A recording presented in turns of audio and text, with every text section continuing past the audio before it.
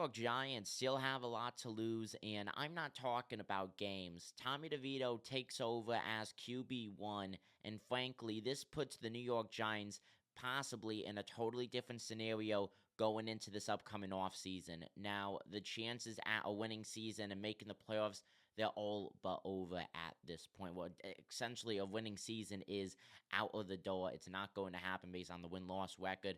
But what is still a possibility is the Giants already having their QB1 on the roster for 2025, and that could easily be Tommy DeVito.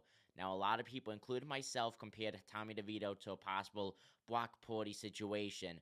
Obviously, there's only one Brock Purdy, there's only one Tommy DeVito, and the situation in San Francisco totally different than compared to the New York Giants situation, and overall quarterback development is very different. But at the end of the day, Tommy DeVito showed us last year what he could do. Now it's time for him to reiterate on that, ball out, and prove that he is a starter in the league.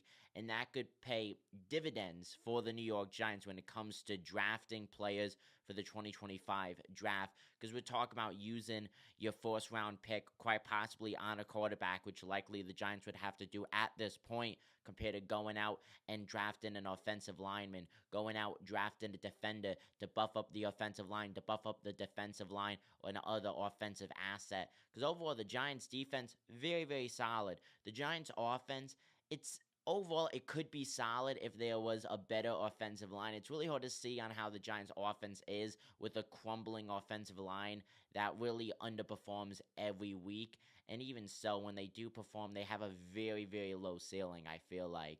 If Tommy DeVito was able to ball out with this Giants offensive line, very similarly to what he did last season in the time that he had to start games, then very well, you could see Tommy DeVito named as the Giants QB1 for the 2025-2026 season. There's still a lot to lose for the Giants because draft picks are the utmost important right now for Big Blue going into this offseason because that's what they're going to look forward to. Everyone talks about Arch Manning. Well, guess what? Arch Manning isn't available for at least one more draft for 2026. He's not eligible until that date. So the New York Giants cannot afford to have another miserable season, and tanking for just one player at this point is absurd. The New York Giants need to be a win now team. They need to show fans what they could do and really prove to themselves that they have what it takes to win.